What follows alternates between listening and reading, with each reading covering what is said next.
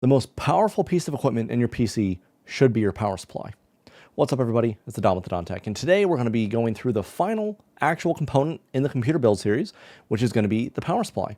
We're going to go through, as always, the brand, compatibility, reliability, future-proofing, warranties, you name it, it's going to be a part of this video. We're going to find the exact power supply that I'm going to be using in my exact next upcoming build. If you've been following along, you know exactly what components we found and where we're at, and we now know the exact estimated wattage that the entire system will pull if it were to be 100% maxed out, which is going to be right up here, 752 watts.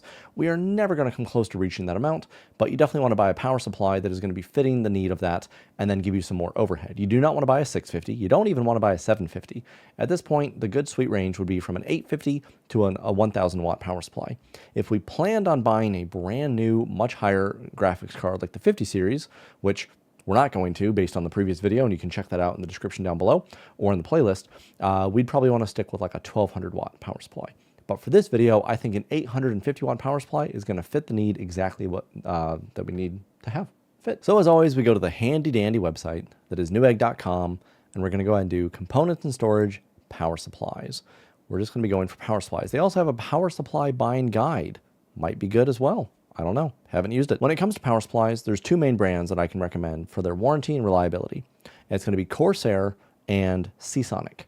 I have more experience with Corsair power supplies, and they have usually a nice, robust 10-year warranty on them.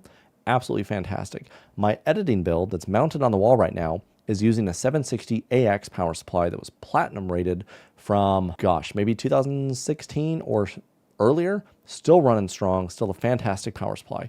And with power supplies, if you protect them electrically with something such as a universal or uninterruptible power supply, or UPS for short, then you will have a fantastic long life to your computer, usually lasting the entire length of the system. And good power supplies, such as Corsair and Seasonic, if you happen to get a surge or a brownout, they will actually soak up and absorb the hit and protect your other components from being damaged. If you have a bad power supply, they get hit really hard, they're going to be like, no, I want out. And they're okay, but then your board or your processor dies. So you'd rather have the power supply go out versus those other components. When it comes to power supplies, you're going to want to make sure that they're going to be compatible with your case. And as you know, with our case, we're doing the Phanteks NV7, and that has plenty of room. Most of these power supplies are going to be standard in length. If they're anywhere from 500 to 1000 watts, generally they're going to be about the same size. You go smaller or get this SF, which for me stands for small form, might stand for something else. That's going to be a smaller form factor, but we don't need to worry about that because we're not doing a small build. Some of these other ones, that might be like greater than 1000 watts, like this one right here, this 1500 watt, you can just physically see the difference between just this Corsair one and this Rosewill one. Even though the Rosewill one is 1200 watts, you can see the physical difference in the length. And so if you have a small case that can't fit the particular power supply, that's something to keep in mind. But I know that ours will fit an 850 watt, no problem. When it comes to Corsair, they have two different variants really of positioning of their power supplies. The standard, which has all the cabling in the back, or the shift one, which has it on the side. That's going to be very case dependent as to whether or not that would actually work for you. But for our situation, we're not going to go with the shift. We're just going to go with the standard power supplies. Let's see, brands to avoid. Rosewill, MSI, ASUS ROG, Thermaltake. Not familiar with ABS power supplies, but probably. And this one is going to be the most difficult for you guys to hear. Avoid EVGA power supplies. They're a distant third because it goes Corsair, Seasonic, and then EVGA. It's sad. It's unfortunate. Even if they're gold rated, even if they have a 10-year warranty, even if they're top of the top, those are more susceptible to the problems. Corsair power supplies, just like the Corsair all-in-one coolers and the Samsung SSDs and a lot of things in this build that we've been going through, I've sold and supported thousands of them and have had zero problems, except one guy that spilled coffee in it, but that's going to be a problem no matter what. ASUS-based power supplies, I don't have enough experience with. They seem pretty decent, but I just don't know enough about to know whether or not they'd be decent. So we're going to sort again by Newegg, and we're going to just search Corsair in this case. Corsair, Newegg, and of course we want to go for, we're going to go, you have all these different wattages. We're going to go for 800 watt to 899 watt because I feel like that will fit the bill perfectly. I've done a video on unboxing the Corsair RM650 or 750 power supply, and all of those are pretty much the same. It's just a higher wattage if you go from the 650 to the 850. And you can see here some differences. You have the E, and then you have the X series. They have different standards, I guess. So we'll just compare these two right here. This is the 850 watt 10-year warranties to them. Both of these are 850 watts. I'm sad to see that they got rid of their AX series power supplies at this range, and you can only get the H series for the really high-end platinum ones. So definitely some changes there, but we're going to go through and see what our needs will be. So on here, this is between the RM850X and the RM850E. Both of these are ATX 3.1 compatible, and both of these probably have a power cable that will come with them.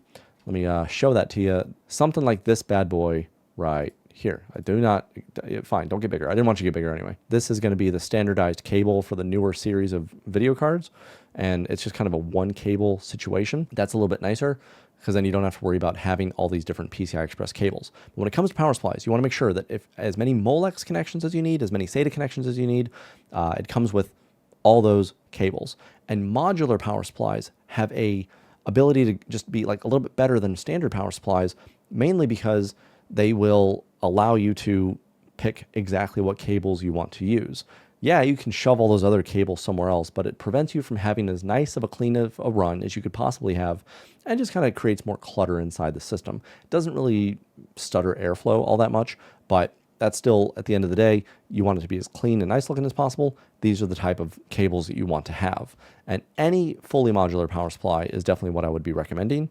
Let's see what the E had standard instead. I think it's going to be... You're not going to show me the cables? Okie dokie then. Well, then let's see here if they can show any comparison differences besides a $5 price. It seems that the RMX has more cables, so I'd go for the RMX. And let's go back here and go to Seasonic just to see what they've got as well. Also recommend gold rated power supplies because the gold rated is usually going to have a 5-year warranty. This one right here, this is gold with a 12-year warranty. Now let's check out that bad boy. But usually the higher the element, gold is really nice, but what's better? Platinum. What's better than that? Titanium? Or reverse it. Let's see based on price. 1616. Probably platinum would be better for Seasonic than titanium. 12-year worry-free warranty on the platinum, the gold, and the titanium. So they're all kind of the same there. So if we would be looking at this, 8TX, 850 watt gold. Let's see if we can see all the I mean, look at all those different cable and connections it comes with. It has a ton that it offers here. Very, very nice. Two CPUs, PCI Express. This does not have that fancier version, the ATX 3.1 sort of standard. They all kind of have these separate PCIs. Why would you get fanless? Don't buy fanless. Get a fan. So reiterating, the key takeaways though is you want to make sure that the wattage fits. 850 is a great sweet spot. The brand fits, Corsair or Seasonic, because they have a 10 to 12-year warranty, which is fantastic. Full modularity, which will help you create cleaner looks for your build, as well as having all the cable connections that you would need. Now we go back over here to the power supply. I actually am going to be reusing my Corsair. I have an 860 watt power supply, platinum. There's no price on it, obviously, because I bought it who knows how long ago, but I've got an 860 watt power supply that goes into my system. It's currently in use, and it will work perfectly fine with what I'm going for. Next video, they have pictures of it. That's kind of cool. It might be a little light on some of those cables. I feel like I had more than that. It also, I feel like it looked a little bit different, but I know it was an 860 watt power supply because that's what I installed in the system. And I can see the box from here that says AX 860. So that is going to be another power supply. If you buy a good power supply and you protect it electrically, you can use it throughout multiple builds as well. So it's worth the investment from anywhere from like $150 to a $250 power supply. It's worth it because in the long run, you're going to protect your equipment and it's going to last longer. Don't fall for the traps of wanting to buy something cheap just to get the build done. It is worth it to save up your money for 6 more months to buy what you really want to have versus spending your money and buying something that just gets the job done now, but you have problems with it in 2 or 3 years. Tons of times I'm fixing computers that are not even 3 years old and they already have part failure. That's abysmally bad. Like I said, every computer I've ever built, it lasts until I want to replace it, not the other way around. Not where it's forcing me to like, oh man, I have to upgrade. So thank you so much for watching this video, checking out the playlist if you haven't already.